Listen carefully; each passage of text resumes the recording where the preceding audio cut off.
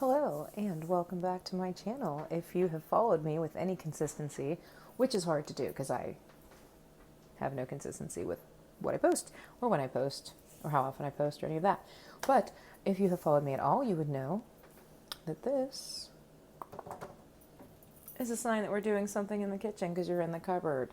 I have a green smoothie every day, typically, at least 6 days a week. Just because I do practice intermittent fasting, which I'll get way into in another video. That's neither here nor there right now. But I use the smoothie just to try to get in extra calories. And yeah, me, right? Weird. To get in extra calories and make sure that I'm getting enough fruits, vegetables, like nutrients, that sort of thing. So for days that I don't want to eat large portions or large servings to try to get my calories or my nutrients in, it's great to have this smoothie just to kind of help with that. And yeah, it tastes way better than you would think a bunch of mooshed up kale tastes. So the first thing that I am going to show you is how to prep your greens. What I do. I mean, I'm sure there's a million different ways, but with what I work with and what I have, how I do it, I actually prep my spinach and kale ahead of time, portion it out, and freeze it. So I'm going to go jump right into that, and then we'll get into ingredients and how to put the rest together tomorrow.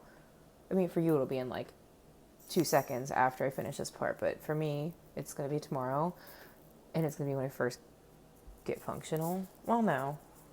It won't be when I first get functional, but I'm not going to have my face on. I'm going to look like shit. This is your warning, so. All right, for the greens prep, super easy. I buy the bag of chopped kale at Aldi. It's $3.19 usually, and 2 bags of the baby spinach, which is $1.19 each bag. You also need 10 cheapy little Ziploc bags or whatever. So I use my bigger pot, and then I just put pretty much just enough water to cover the bottom. So I'm going to go ahead and bring that to a boil. All right, now that my water is boiling, and again, I barely put any in there, just enough to cover the bottom. Sorry if this is making you seasick. I'm trying to do this with, one hand. I dump. Oh shit, I'm making a mess. Okay, so ideally you won't dump it all over the place like I did, but dump it all in.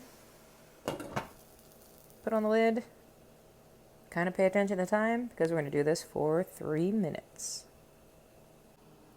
Not only did I manage to get kale on the stove and the floor, I just burned my finger. This is not that hard, so don't be put off by the fact that I am why I can't have nice things.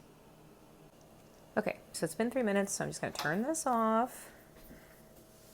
And all I'm going to do is put that into those. I'm just going to eyeball it and portion it out and take a slotted spoon and divide this into 10 baggies. Okay, so these are my 10 bags. They all have like a handful of kale in them. It was like a heaping spoonful of the slotted spoon in it.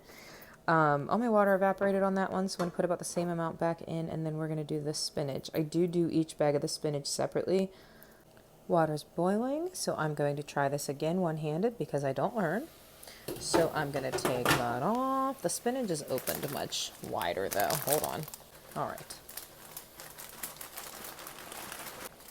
Again, cover. So hard.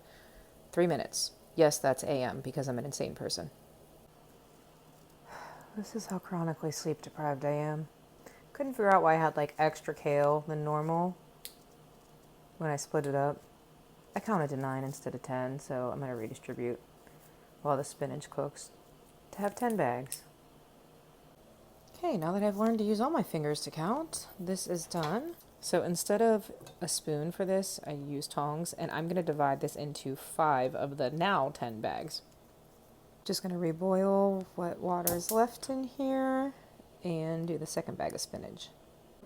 All right, then I just seal them up into these little packages and toss them in the freezer. It didn't happen this time. I just ended up not having any water left in the pot. But if I ever, ooh, that's like super close up. If I have pot, no, not if I have pot left, Jesus. If I have water left in the pot at the end, I just dump it into the bags.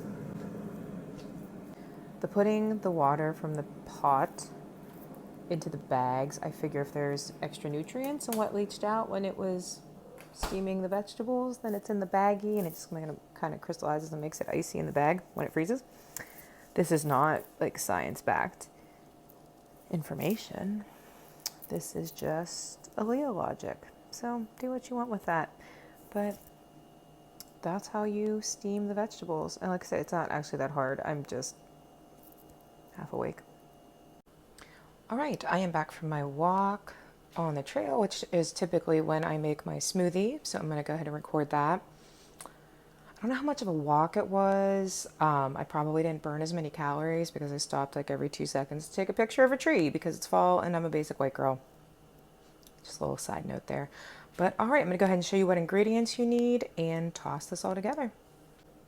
I pulled out a bag of the greens that I did last night, so I have those ready to go. I have my chia seeds, almond milk. I use vanilla. Sometimes I use original. Just depends on my mood. Honey, a pear, and a banana. You definitely want a ripe banana because I don't know if you know this, but unripened bananas can cause you to not poo. If you have that issue, you let me know. There's a tea I highly recommend, but just save yourself the trouble and let your bananas get a little bit ripe.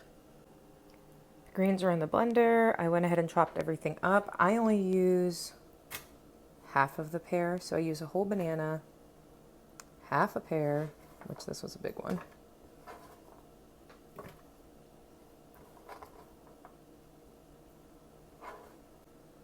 Before I do the honey or the chia seeds, I do the almond milk because otherwise the honey and seeds just like stick all over the blender. But it's a cup and a half of almond milk. The chia seeds are totally optional. Some days I don't use them. I do put those in there for the extra fiber, protein, calories, all that. So, tablespoon of those. And then a tablespoon of honey, which I'm just going to eyeball because I'm only one-handed.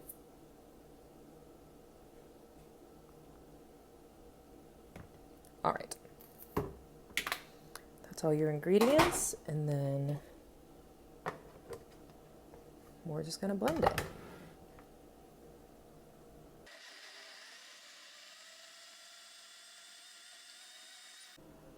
And there is your finished product. Yeah, all in all, it's about 370 calories, 377, I think. If you do the chia seeds, you can obviously play around. You don't have to put the honey in, you don't have to put the seeds in, whatever works for you. Some days I do berries instead of the pears. You can certainly play around with your fruit combinations, all of that. But that's the base ingredient, and do whatever you like with it. Have fun.